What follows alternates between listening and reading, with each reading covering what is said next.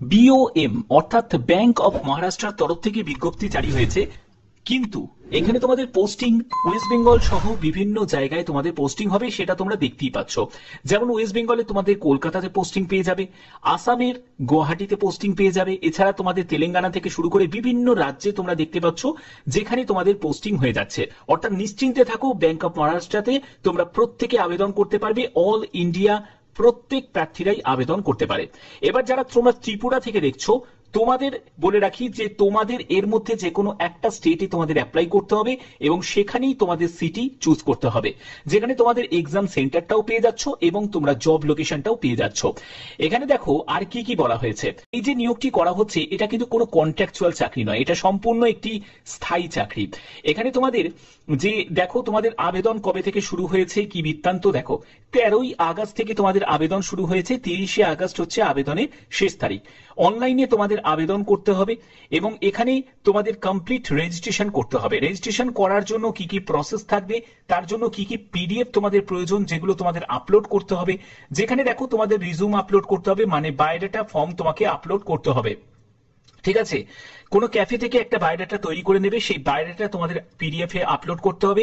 ID proof লাগছে, যেখানে passport হতে পারে, আধার কার্ড হতে পারে, প্যান কার্ড হতে পারে, ভোটার আইডি হতে পারে, ড্রাইভিং লাইসেন্স হতে পারে, any other government ID proof সেটা তোমাদের প্রয়োজন আছে।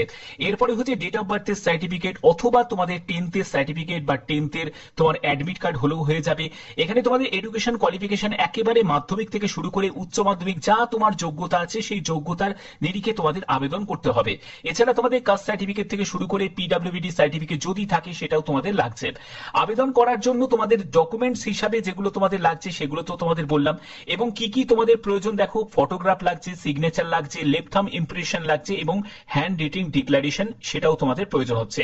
যেরকম তোমরা ব্যাংকের ক্ষেত্রে আবেদন করে থাকো সেরকম ব্যাংকের জন্য যা যা তোমাদের ডকুমেন্টস রিকোয়ার্ড থাকে এখানেও কিন্তু সেম তোমাদের প্রয়োজন আছে। ঠিক আছে, এগুলো কিন্তু সব এখানে মেনশন করা আছে। যারা যারা আবেদন করতে ইচ্ছুক তোমাদের আবেদন করার জন্য অফিসিয়াল সাইটে ভিজিট করেই তোমাদের আবেদন করতে হবে। এবার দেখো তোমাদের একদম স্টেপ বাই স্টেপ প্রত্যেকটি তথ্যে নিয়ে চলে যাব, সেখান থেকে সম্পূর্ণ ডিটেলসটা তোমরা জানতে পারবে।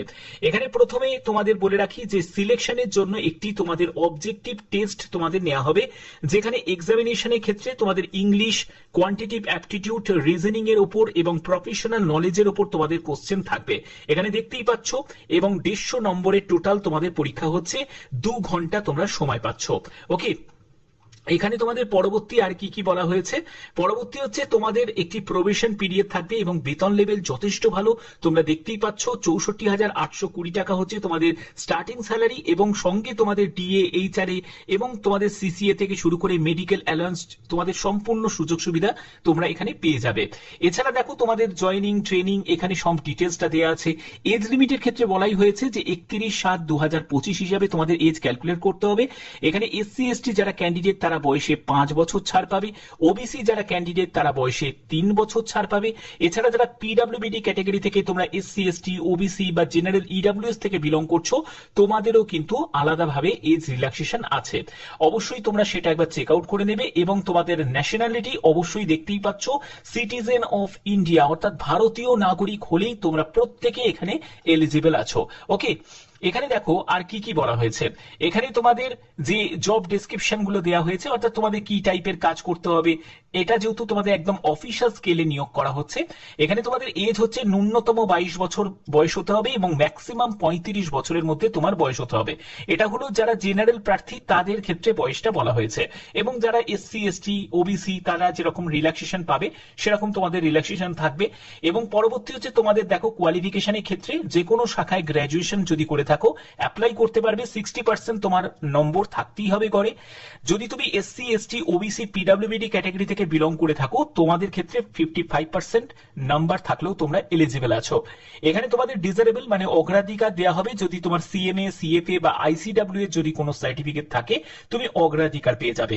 এছাড়া তোমাদের এক্সপিরিয়েন্সের কথাও কিন্তু বলা হয়েছে, কোনো প্রাইভেট সেক্টর ব্যাংকে বা পাবলিক সেক্টর ব্যাংকে যদি তোমার 3 বছরের কাজের অভিজ্ঞতা থাকে তোমরা প্রত্যেকে আবেদন করতে পারো।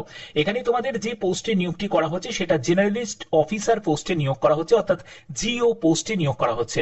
টোটাল শূন্যপদ হচ্ছে 500টি, যার মধ্যে ইউআর এর জন্য 203টি আছে, ইডব্লিউএস এর জন্য 50টি শূন্যপদ, ওবিসির জন্য 135টি, এসটির জন্য 37টি, এসসির জন্য 75টি। এখানে তোমাদের নিয়োগের ক্ষেত্রে দেখো 2600 ব্রাঞ্চেস অ্যাক্রস দ্য কান্ট্রি, অর্থাৎ সারা ভারতে এখানে তোমাদের 2600টা মতো টোটাল ব্যাংকিং ব্রাঞ্চ আছে ব্যাংক অফ মহারাষ্ট্রার।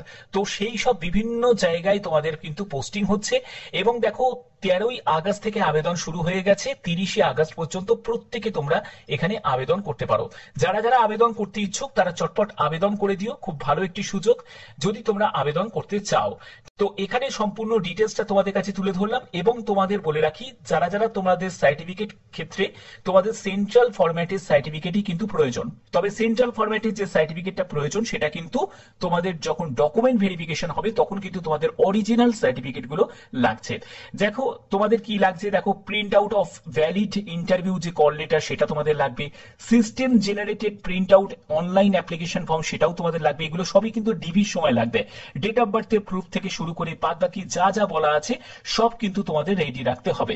আশা করছি ভিডিওর মাধ্যমে প্রত্যেকটি তথ্য তোমাদের কাছে তুলে ধরলাম। এবং এখানে তোমাদের আবেদন মূল্য হিসাবে কিছু লাগছে নাকি সেটাও একবার দেখে নি। হ্যাঁ, এখানে আবেদন মূল্য লাগছে। তো দেখো তোমাদের যারা ইউআর, ইডব্লিউএস, ওবিসি থেকে বিলং করছো তোমাদের হচ্ছে 1180 টাকা লাগছে।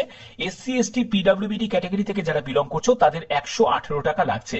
তো এখানে দেখো তোমাদের হ্যান্ড রিটেন ডিক্লারেশনের ক্ষেত্রে আই থেকে শুরু করে রিকোয়ার্ড পর্যন্ত তোমাকে লিখতে হবে সাদা কাগজের ওপর, তারপরে তোমাকে স্ক্যান করে সেটাকে আপলোড করতে হবে। আবেদন করার জন্য একটি valid mail ID, mobile number অবশ্যই প্রয়োজন এবং সেটা যেন অ্যাক্টিভ থাকে। ঠিক আছে, তো এই হচ্ছে তোমাদের সম্পূর্ণ বিস্তারিত। যারা যারা আবেদন করতে ইচ্ছুক তাদের জন্য আমি অফিসিয়াল লিংক আমি ডেসক্রিপশনে দিয়ে দেবো, তোমরা সেখান থেকে ডাইরেক্ট ভিজিট করতে পারবে।